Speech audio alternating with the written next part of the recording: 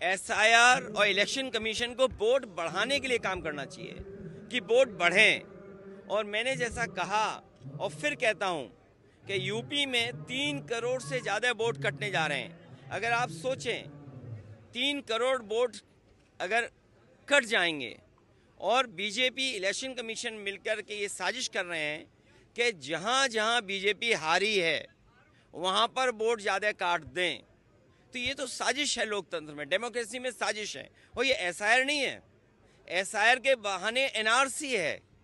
जो एनआरसी ये सीधी लागू नहीं कर सकते थे, वो एनआरसी लेकर के आए हैं। ये लोगों के कागज ढूंढवा रहे हैं। अगर कभी एनआरसी लागू तो कागज क्या देने पड़ेंगे? यही तो कागज देने पड़ेंगे। और फिर आप लोग तो एक उस शहर के जो टेक्नोलॉजी को समझते हैं, आधार को आधार ही नहीं मान रहे हैं। ये सबसे बड़ा दुर्भाग्य है कि आधार में हमारे रेटिना की इमेजेस हैं, हमारे फिंगरप्रिंट्स हैं, हमारा पूरा डिटेल उसके अंदर है। हम आधार को आधार ही नहीं मान रहे हैं और एसआईआर करा रहे हैं, जिससे लोग परेशान हैं। इन्होंने नोटबंदी में परेशान किया, जीएसटी से उद्योगपतियों को परेशान किया, कोविड में परेशान किया और अब एसआईआर से परेशान कर रहे हैं। क्या सोच सकते हैं आप यूपी में 3 करोड़ से ज़्यादा वोट कट जाए? तो ये कैसी डेमोक्रेसी है? अगर हमें वोट ही नहीं डालेंगे हम, तो फिर लोकतंत्र को कैसे बचाएंगे? अभी हम बाबा साहब भीमराव अम्बेडकर जी की प्रतिमा देखते हुए आ रहे थे।